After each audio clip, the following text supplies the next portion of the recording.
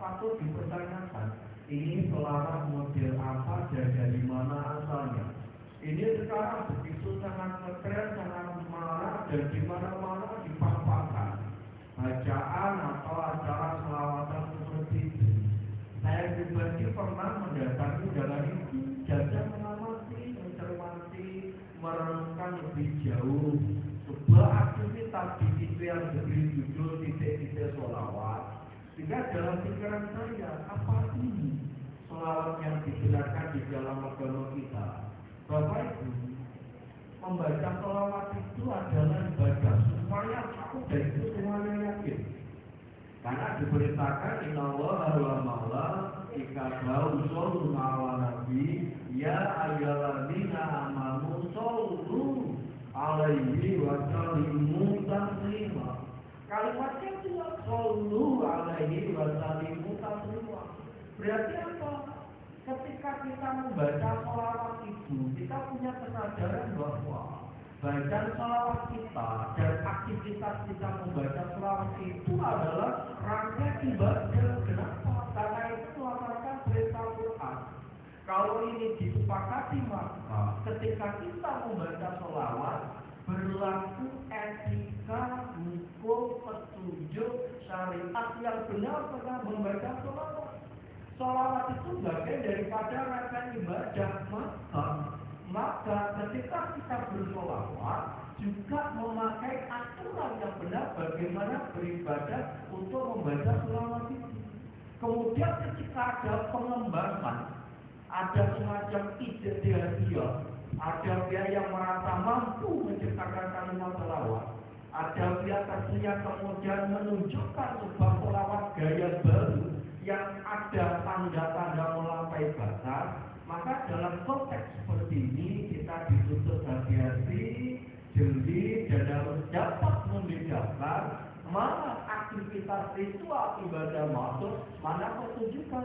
Kalau pertunjukan itu memang hiburan, yang hiburan itu berisikan sholawat dilakukan tanpa ada semacam tendensi itu ritualitas ibadah, ya tentunya itu monggo-monggo saja.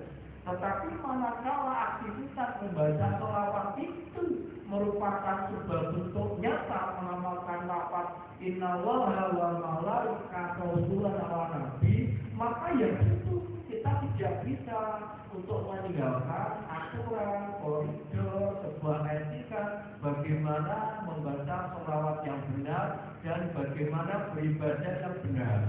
Untuk malam ini Bapak Ibu, kami ingin menyampaikan materi seputar etika beragama dalam rangkaian yang umum, dalam persoalan lebih besar. Mudah-mudahan ini nanti ada gunanya. Mohon dibagikan tulisan ini. Bapak Ibu, ini nanti ada beberapa ayat kita kaji.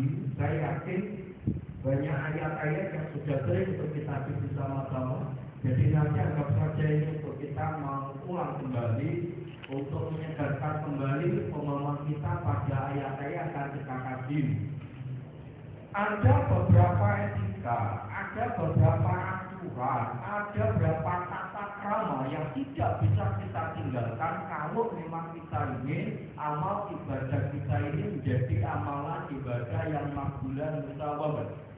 Satu ayat yang harus kita renungkan bersama-sama mengawali kajian malam ini. Saya tadi membaca firman Allah dalam Quran surat Al-Mulk, surat nomor 67 ayat yang kedua bersama. Mari kita rasakan benar ayat ini. Allah berfirman, Allazi khalaqal mauta wal hayata liyabluwakum ayyukum ahsanu amala wa huwal azizul ghafur. Allazi, ya Allah yang khalaqal mauta wal hayata, yang menciptakan mati dan hidup. Adanya kematian, adanya kehidupan itu Allah yang menciptakan. Tujuan Allah menciptakan hidup dan mati itu apa? Liyabluwakum. Allah hanya ingin menguji kepada kamu semuanya, ayyukum, mana di antara kamu itu ahsanu amala, yang paling baik amalannya. Perlu menjadi catatan khusus. Pada lafaz ahsanu itu Allah menggunakan lafaz ahsanu dengan pola isim tabdil ikut pola af'alun. Semua kata benda yang ikut pola af'alun itu namanya bentuk isim tabdil, itu sigot mubalaghah. Dalam bahasa orang asing disebut superlative degree. Jadi sebuah perbandingan yang paling utama. Maka ahsanu amalan artinya amalan yang paling bagus, amalan yang paling berkualitas. Ini kita bukan itu. Allah menjadikan kita hidup dan mati itu tujuannya jelas kok. Allah ingin menguji kita, mana di antara kita yang paling bagus amalannya. Maka yang sekarang kita gunakan adalah mari kita jor-joran untuk melakukan amalan yang terbagus. Terbagus itu kualitas mengatur dengan dimensi mutu, bukan dimensi jumlah. Bukan dimensi jumlah. Maka bagaimana kita sholat yang berkualitas, maka bagaimana kita membaca Quran yang berkualitas, maka bagaimana kita mengucapkan kalimat-kalimat zikrullah yang berkualitas, maka bagaimana cara kita membaca sholawat juga sholawat yang berkualitas. Lebih daripada itu, dalam kehidupan sehari-hari, mari kita lakukan amalan yang paling kualitas. Jadi apapun potensi, profesi, dan posisi kita, maka lafaz ini kita pegang. Jadi apapun, kita tunjukkan prestasi kerja yang paling bagus. Umat Islam seharusnya begitu. Seharusnya seperti itu. Kita tunjukkan kita bekerja, kita berprestasi, kita menunjukkan sebuah kinerja, hasil yang paling bagus. Jadi apapun di kita ini, mari benar-benar kita pegang bahwa Allah ingin melihat di antara kita mana yang paling bagus amalan kita, mana yang paling berkualitas tingkah laku kita di dalam keseharian. Bapak Ibu, mari sekarang kita melihat etika beragama kita pegang sehari-hari supaya kita lakukan ini benar-benar punya mana. Besok kita jaga. Yang pertama, saya bacakan apa adanya dulu.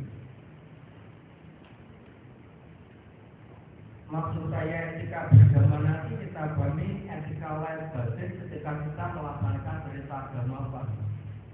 Satu, meyakini kedekatan dan kehadiran Allah, karena Allah itu sangat dekat, beri, maha melihat, basir, maha mendengar, kami, maha adil, adil. Hal ini sesuai dengan firman Allah Quran surat Al-Baqarah 186 itu. Bismillahirrahmanirrahim. Wa idza sa'alaka ibadi anni fa inni qarib ujibu da'wata da'iza da'a wa yastajibu li wa yu'minu bi la'allahum yarsudun. Suatu hari ada bertanya dari kalangan orang-orang Arab Badui, bertanya pada Nabi ya Rasulullah, Tuhan itu jauh apa dekat? Kalau Tuhan itu jauh, saya akan harus bengok-bengok. Kalau Tuhan itu dekat, saya akan cukup bisik-bisik. Turun ayat ini. Ketika ada hambaku bertanya tentang aku itu di mana, Pak ini qarib, maka sesungguhnya itu qarib. Qarib itu bentuknya bentuk yang diartikan dengan sangat dekat. Allah itu sangat dekat sekali. Uji budak wakada ida da'ani, aku Allah akan mengabulkan doa orang yang berdoa ketika berdoa dengan syarat fayat tadi buri, supaya mereka juga mengabulkan apa yang menjadi permintaanku, wayu minubi, dan supaya mau iman kepadaku. Ini kan kalimat itu utuh. Aku Allah menjamin akan mengabulkan doa siapapun yang berdoa kepadaku dengan syarat fayat tadi buri, supaya mereka juga mengabulkan apa yang menjadi permintaanku.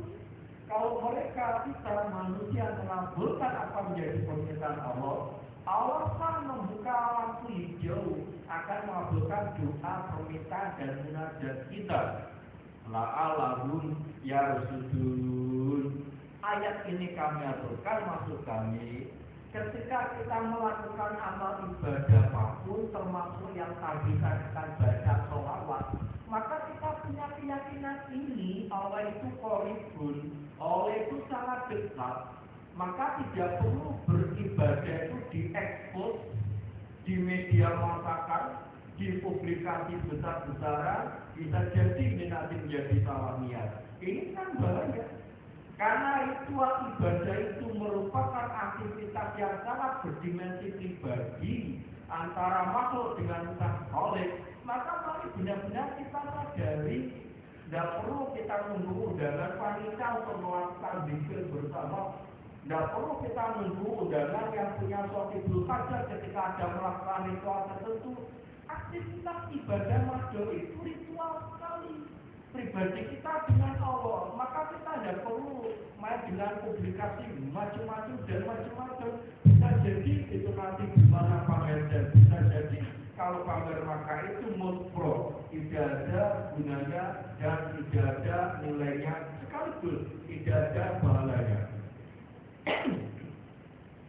Pada ayat ini hadis yang menegaskan tentang cara mengabulkan doa, kami yakin banyak masih Allah selama doa kita itu tidak minta sesuatu yang bernilai besar dan tidak ada unsur memutus silaturahmi, oleh Allah dikabulkan dengan 3 kemungkinan cara.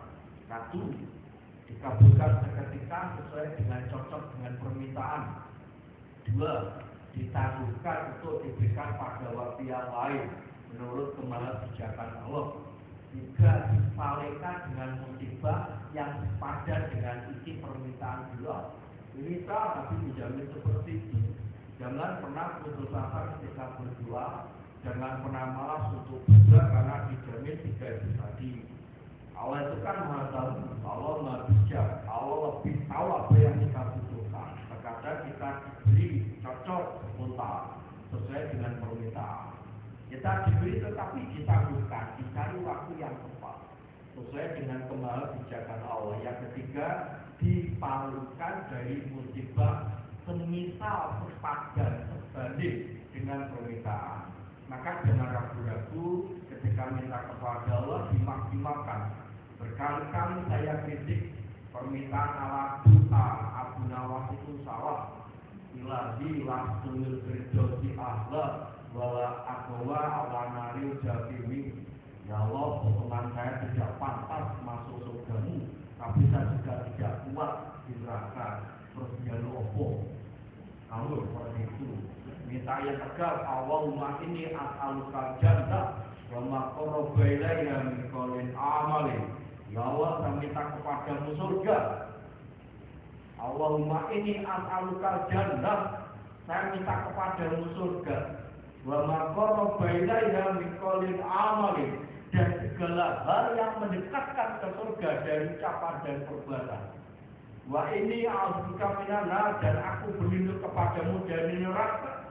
Wa ma qarraba ilaiha min qawlin amalin, dan segala hal yang bisa mendekatkan ke neraka baik dari ucapan dan perbuatan. Maksimal tetap Allah itu terlalu banyak untuk diberikan kepada manusia. Ada sahabat protes, ya Rasulullah, kalau begitu bagaimana kalau kami memperbanyak doa kami? Stok persiapan Allah lebih banyak dengan apa yang kamu minta. Jangan ragu-ragu, jangan malu-malu kayak kamu ini. Jangan kemudian tidak minta kepada Allah dengan permintaan yang maksimal. Itu doa yang hadis yang terkait dengan syariat doa. Ayat yang bernada seperti ini Al-An'am 59 bisa Bapak baca sendiri.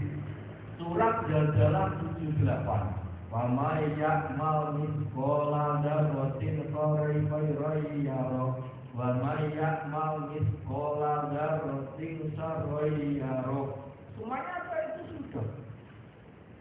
Barang siapa beramal sekecil apapun maka bisu akan melihat, dan barang siapa beramal jelek sekecil apapun bisu akan melihat.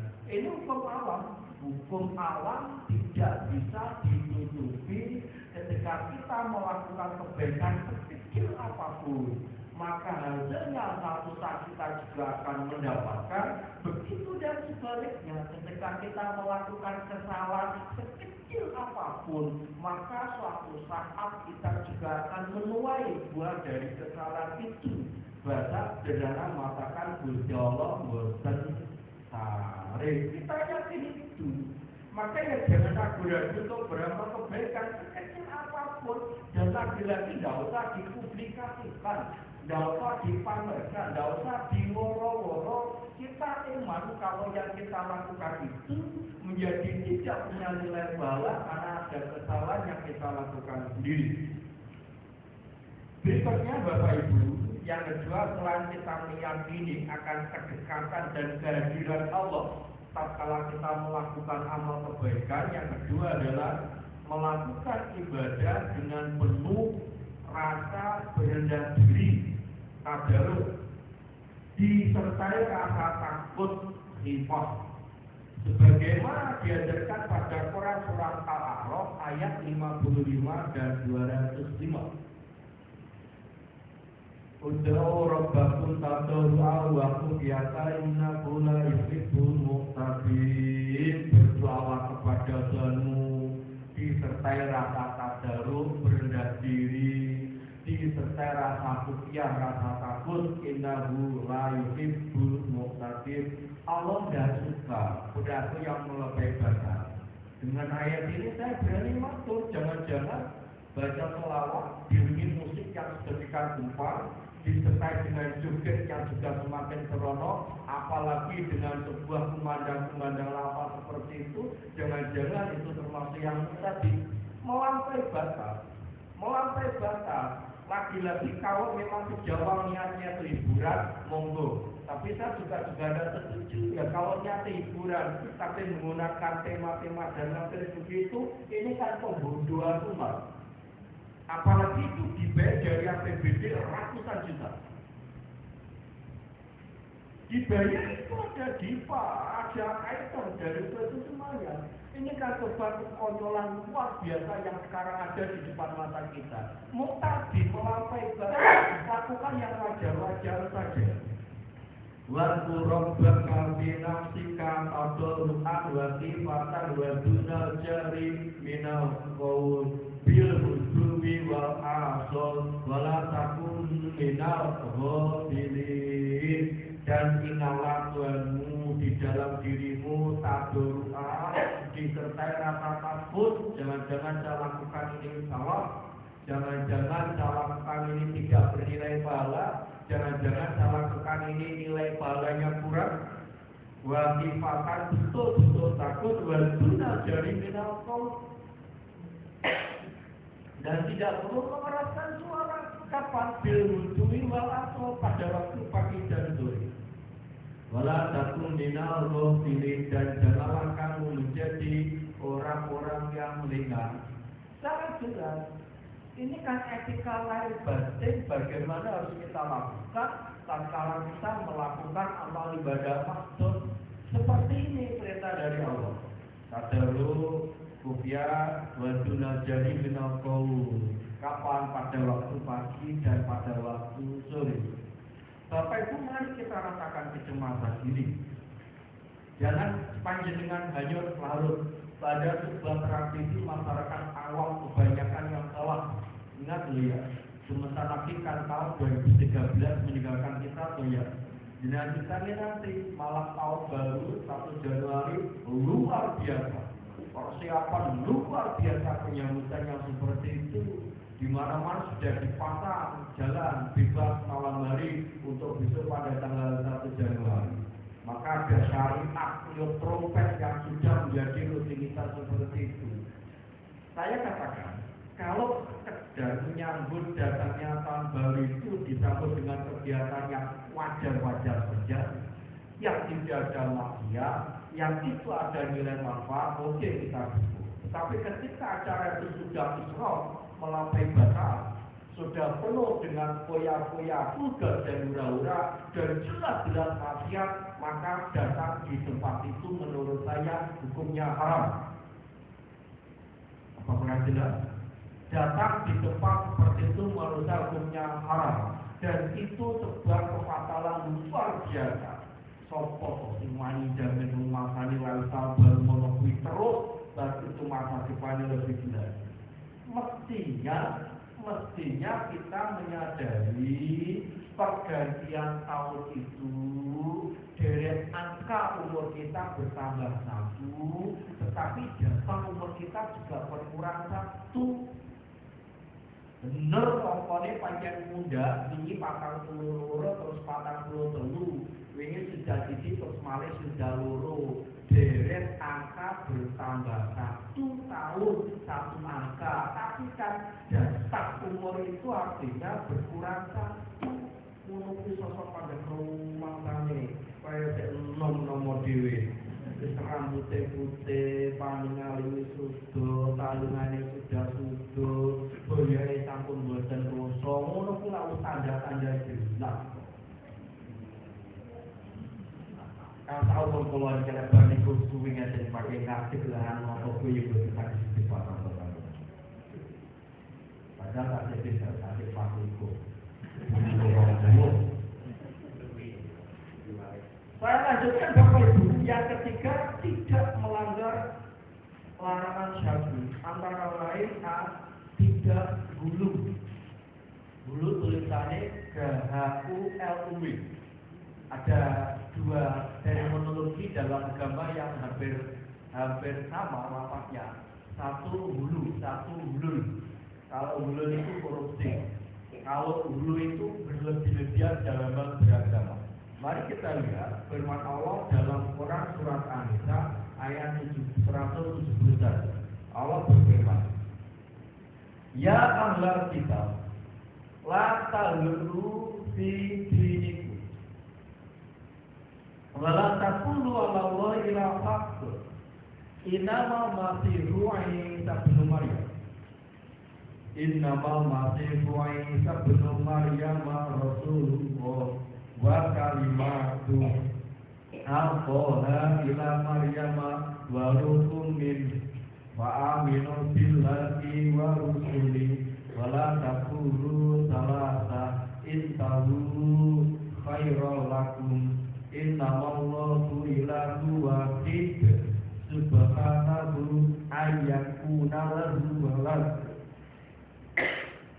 lahu ma fis samawati wa ma fil ardh wa kafa billahi wakila.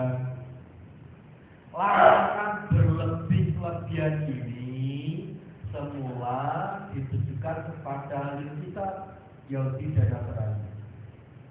Tetapi penyakit yang seperti ini ternyata juga menjadi kalangan umat Islam. Allah berfirman, Ya ahlal kitab wa ahli kitab, la taghlu fi dinikum, jangan berlebih-lebihan dalam hal agamamu. Diperjelas, wala taqulu 'ala Allahi illa haq, dan jangan kamu katakan atas Allah kecuali yang benar. Innamal masihu Isa bin Maryam Rasulullah, sesungguhnya Nabi Isa itu adalah anak laki-lakinya Maryam dan dia adalah Rasulullah. Nabi Isa itu bukan Tuhan. Maka menjadi sebuah kesalahan besar adalah cerita itu. Nabi Isa itu adalah anak laki-lakinya Maryam dan dia adalah Rasulullah. Ketika kemudian kelompok ahli kitab memposisikan Isa di atas batas kewajaran yang itu merupakan petunjuk dari Allah, maka di sana ada terjadi tragedi sejarah seperti itu. Pengkultusan